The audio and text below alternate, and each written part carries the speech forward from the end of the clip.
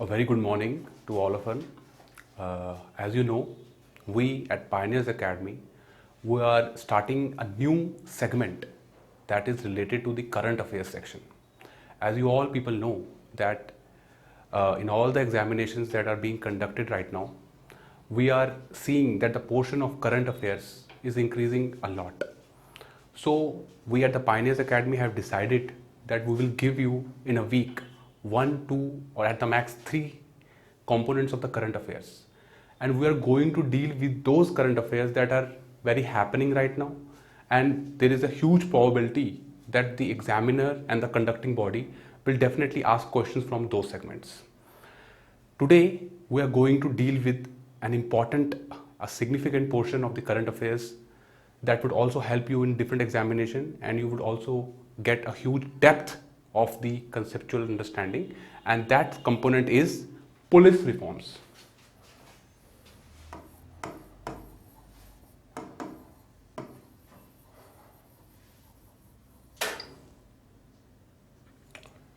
Class, today we are going to discuss about the police reforms. देखिए class, सबसे first and foremost चीज़ आपको ये चीज़ याद रखनी चाहिए कि जो पुलिस है, it's a very very important thing किसी भी एडमिनिस्ट्रेशन के लिए।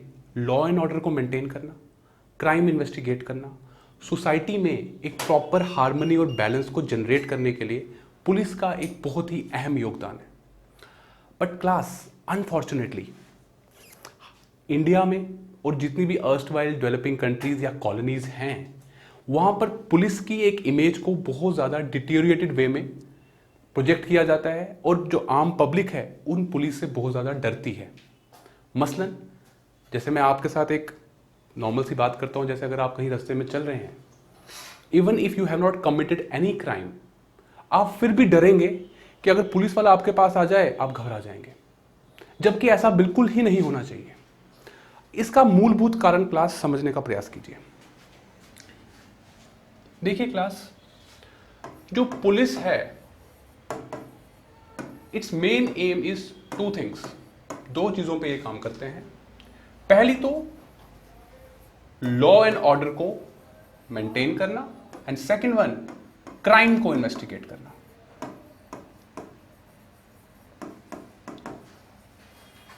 देखिए क्लास, इसमें मैं आपको थोड़ा सा एक हिस्टोरिकल पर्सपेक्टिव देता हूं, क्योंकि आपको अगर पुलिस की जो अभी स्थिति है हमारे देश में, उसको अगर आपको अच्छे से जानना है तो आपको ये जानना बहुत ही अनिवार्य हो जाएगा कि हमारे यहाँ पर पुलिस की स्थिति ऐसी क्यों है। देखिए, आप सब लोग जानते हैं जो हमारा भारत है, ये पहले अंग्रेज़ों की कॉलोनी थी। उन्होंने साम्राज्यवाद फैलाया था, उन्होंने इंडिया को अपनी कॉलोनी बनाई थी। उस कॉलोनी का मूलभूत उद्देश्य केवल और केवल यही था कि वो इंडिया से मैक्सिमम रेवेन्यू जनरेट करें और अपनी कंट्री ब्रिटेन में जाके वो रेवेन्यू दें और वहां की कंट्री उससे प्रोग्रेस कर पाए। देखिए, ये रेवेन्यू कलेक्शन का जितनी भी रिस्पॉन्सिबिलिटी और अकाउंटेबिलिटी थी, ये डिस्ट्रिक्ट एडमिनिस्ट्रेशन की थी। जो वहां की ब्यूरोक्रेसी थी, नौकरशाही थी। लेकिन वो ब्यूरोक्रेसी और जो नौकरशाही थी, वो अपने आप में ये सब चीज़ें हैंडल नहीं कर पाती थी, क्योंकि उसको लोगों से वो टैक्स लेने के लिए उन पे दबाव डालना, उनको डराना, उनको धमकाना की ज़रूरत थी, जिसके लिए ब्रिटेन ने एक बहुत ही अच्छा कंसेप्ट निकाला, पुलिस का। देखिए क्लास, अगर आप किसी भी अब्रॉड की कंट्री, जनरली जो डेवलप्ड कंट्रीज हैं, वहां की पुलिस को देखेंगे तो आपके मन में एक बहुत ही अच्छी सी फीलिंग आएगी, यार पुलिस हो तो ऐसी। जैसे फॉर इंस्टेंस लंदन की पुलिस देख लीजिए, स्वीडन की देख लीजिए, डेनमार्क की देख लीजिए, जितने भी स्कैंडिनेवियन नॉर्डिक कंट्रीज है, वहां पुलिस का बहुत ही अच्छा रवैया है। इसका कारण क्लास ये है, देखिए, जो पुलिस है इसको 2 भागों में डिवाइड किया गया है। एक तो London type of policing and second is Irish type of policing. जो ये लंदन टाइप ऑफ पुलिसिंग है क्लास, ये बहुत ही ज्यादा पीपल सेंट्रिक है। ये लोगों को, उनकी भावनाओं की कदर करती है, उनको अवेयर करती है, उनको जागरूक करती है और उनको क्राइम में अच्छी तरीके से हेल्प करती है कि आप कैसे क्राइम से बचें, क्या क्या क्राइम है, क्या क्या रूल्स एंड रेगुलेशंस है। ऑन द कॉन्ट्ररी, जो ये आयरिश पुलिसिंग है, इट्स मोर और लेस लाइक आर्मी। बस इनको ऑर्डर्स मिलते हैं, इनको उस ऑर्डर का पालन करना है। तो अंग्रेजों ने सोचा कि जो ये लंदन टाइप की पुलिसिंग है, ये तो इनकी खुद की कंट्री में काफी अच्छी होगी, क्योंकि वहां की सोसाइटी में लोगों के प्रति पुलिस का एक सम्मान आएगा। लेकिन इंडिया में उसका मूलभूत उद्देश्य लोगों को जागरूक करना नहीं था, केवल टैक्स कलेक्ट करना था, रेवेन्यू कलेक्ट करना था। उस टैक्स और रेवेन्यू कलेक्ट करने के लिए उन्होंने बोला यहां पर आयरिश सिस्टम का हम एस्टैब्लिश कर दें। आयरिश सिस्टम बहुत ज्यादा मिलिट्री प्रोन था, बिल्कुल एकदम स्ट्रेट फॉरवर्ड और ब्रूटल था। अब देखिए क्लास, अनफॉर्चुनेटली हुआ क्या? अनफॉर्चुनेटली क्लास ये हुआ कि जो ये आयरिश सिस्टम इंडिया में आया, आजादी के बाद भी स्टेटों ने इसी आयरिश सिस्टम को फॉलो करने लग गए, क्योंकि स्टेट्स को अभी भी लोगों की जागरूकता की कोई जरूरत नहीं है। वो सिर्फ और सिर्फ अपना पॉलिटिकल और अपना ब्यूरोक्रेटिक मोटिव सिद्ध करना चाहते हैं। इसी के ऊपर क्लास मैं आज का टॉपिक स्टार्ट करने वाला हूं कि बहुत से पुलिस रिफॉर्म्स आए, बहुत सी सुप्रीम कोर्ट की जजमेंट्स आई, बहुत सी कमिश्नरों का गठन हुआ। उन्होंने कहा कि पुलिस रिफॉर्म्स का लाना बहुत ज्यादा आवश्यक है। लेकिन क्लास हमारे यहां पर पुलिस की स्थिति ऐसी हो चुकी है कि जैसे कोई एक बंदा रास्ते में ब्लीड कर रहा है, हमको उसको उठा के हॉस्पिटल में लेके जाना है, लेकिन हम उसको वहां पर ब्लीड करने दे रहे हैं। ये बहुत ही दयनीय स्थिति है, आप गौर फरमाइए। पहली चीज तो क्लास, जो सुप्रीम कोर्ट ने कहा एक सिक्योरिटी कमीशन का गठन किया जाए।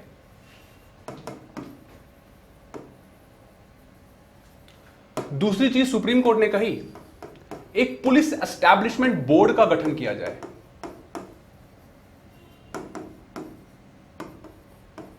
थर्ड चीज जो सुप्रीम कोर्ट ने कही एक कंप्लेंट्स अथॉरिटी बना दी जाए।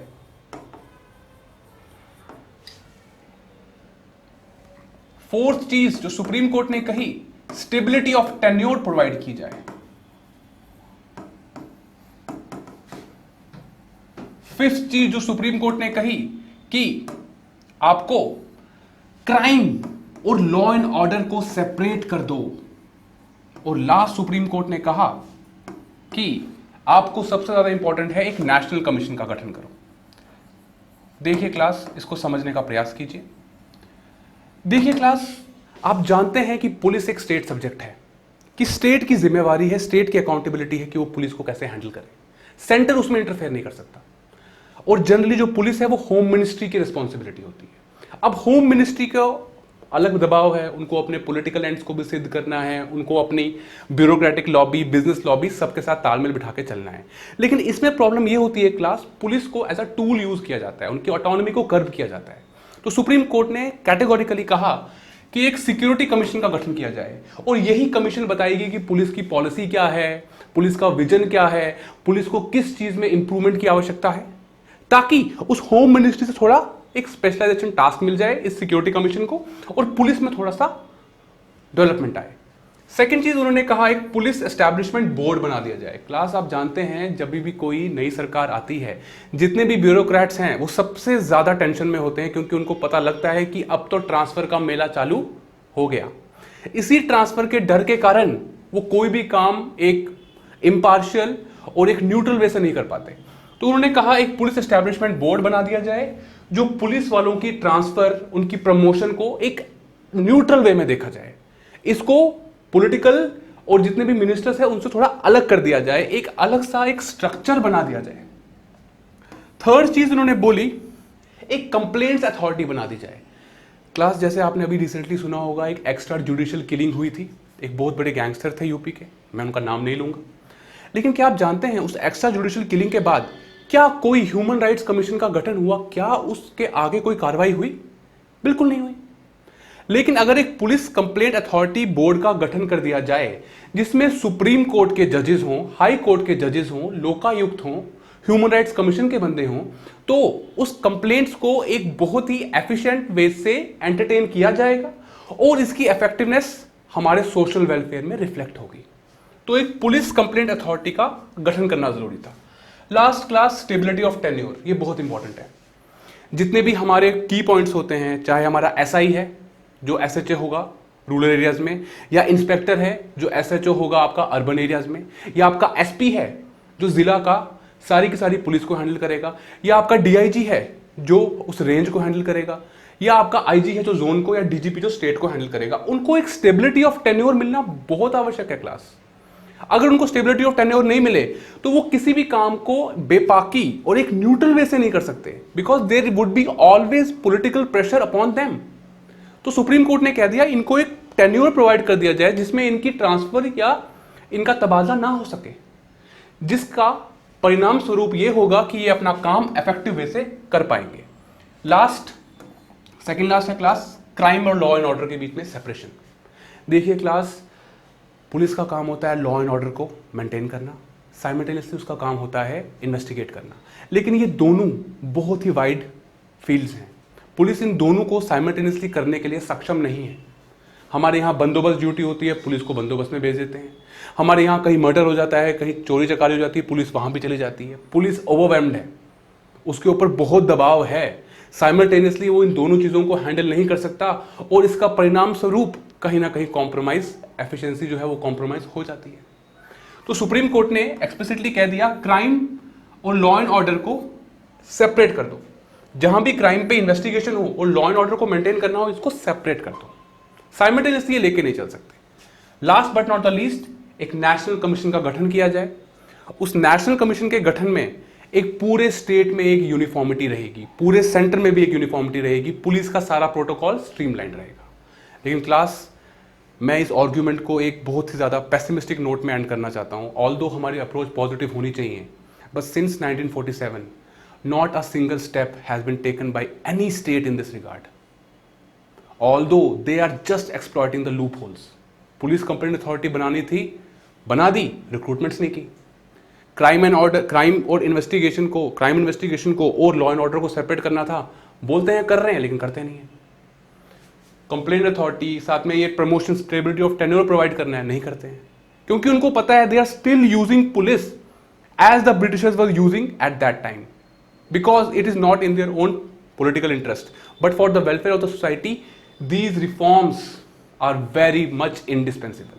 On that note, class, I'm going to end this argument. I hope you like this lecture. Thank you so much, class.